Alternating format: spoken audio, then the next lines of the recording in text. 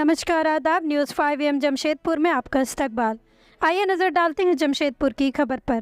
जमशेदपुर के कदमा थाना अंतर्गत शास्त्री नगर ब्लॉक नंबर 3 निवासी मनोज कुमार झा कल संपत्ति विवाद में घायल अपनी पत्नी रविता झा और 2 बच्चों के साथ MGM अस्पताल पहुंचे थे, जहां उन्होंने घर में चल रहे संपत्ति को लेकर वाद विवाद की बात कही थी और अपने 2 छोटे भाइयों सरोज कुमार झा और मुकेश कुमार झा पर अपने परिवार पर विशेष कर पत्नी पर जानलेवा हमला का आरोप लगाया था। इसी कड़ी में आज सरोज कुमार झा अपने माता व पिता के साथ पहुंचे SSP कार्यालय, जहां उन्होंने अपने बड़े भाई और भाभी के खिलाफ शिकायत दर्ज कराई है और कहा कि उनकी भाभी के द्वारा उनके माता पिता को हमेशा प्रताड़ित किया जाता है। इसी से तंग आकर हमारे माता पिता ने वो घर बेच दिया था। साथ ही ये भी कहा कि उनकी भाभी द्वारा लगाए गए सभी आरोप आधारहीन हैं। कल हुए वाद विवाद में उनकी भाभी को किसी ने चाकू से हमला नहीं किया था। इसको लेकर सरोज कुमार झा ने प्रशासन से जांच की मांग की है और न्याय के लिए गुहार हमारा सरोज झा नाम हुआ सर। सरोज जी, आपकी भाभी ने आरोप लगाया है आप लोगों ने उन लोगों के ऊपर चाकू से हमला किया, आप आपका छोटा भाई, ये बात सामने आ रहा है। कल की घटना हुई आप लोग के साथ, तो क्या है पूरा मामला? नहीं, ये जो सारा आरोप लगाए हैं ये बेबुनियाद आरोप है। ये हमारे माता पिता को तंग करने का उनका ये षड्यंत्र है। ये इन लोगों ने हमारी माँ के नाम से ज़मीन थी, उनसे तंग आकर के आज 6 महीने से उनको बार बार कहा जा रहा था कि आप घर खाली कीजिए, हम ज़मीन बेच रहे हैं, रिक्वेस्ट है घर खाली कीजिए। उनसे तंग आकर के ये ज़मीन बेचने पे मजबूर हो गए, घर सहित। तो अभी कुछ दिन पहले इन्होंने घर बेच दिया और जिस दिन रजिस्ट्री करने जा रहे थे उस दिन भी बोला कि बाबू हम घर तुम्हारे से तंग आके बेच दिए हैं, आप घर खाली कर दो, हम घर किसी और को हैंड ओवर करेंगे जिनको बेचे हैं। खाली नहीं कर रहे? वो खाली नहीं कर रहे।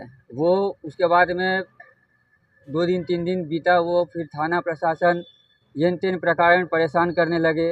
कभी ईटा पत्थर नीचे से चलाते हैं, कभी खुद गाली देते हैं। जवाब देने पर वो तुरंत में पुलिस को थाने को सूचित कर देते हैं। PCR आती है, क्विक रिस्पॉन्स टीम आती है।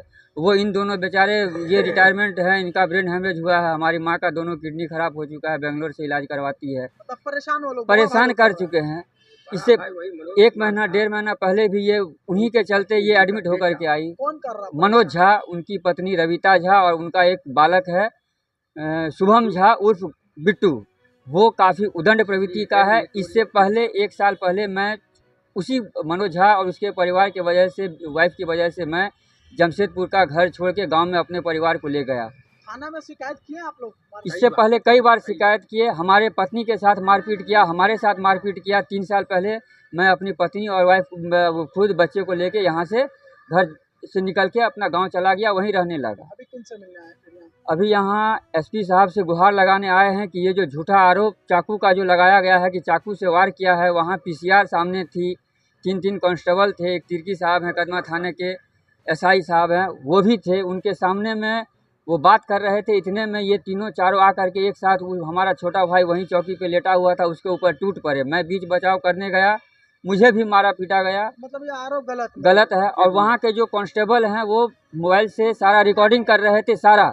मैं बार बार कह रहा था कि सर बचाइए, आप रिकॉर्डिंग कर रहे हैं, आपका फर्ज है बचाना। आपकी भाभी को चोट कैसे लगा? वो जब घींचा घींची में कोई तो अपना बचाव करेगा। बगल में ग्रिल है, जहाँ घींचा घींची हो रही थी वहाँ बगल में ग्रिल है, वहाँ पे उसका सर वो अपना टकराया और किसी से धक्का लगा हो, चाहे फिर बीच बचाव में मैं घींचा घींची में उनको लगा है। चाकू छोटा भाई ने नहीं, चाकू अगर चाकू रहती तो PCR तो चाकू जब्त करती। गलत बात है। ये गलत बात है। अगर एविडेंस चाहिए तो वो PCR का जो कांस्टेबल जो वहाँ थे उनका सारा रिकॉर्डिंग है, उनका सारा मोबाइल में रिकॉर्डिंग है। उनका मोबाइल खोल कर देख लिया जाए, अगर वो डिलीट ना किए हों तो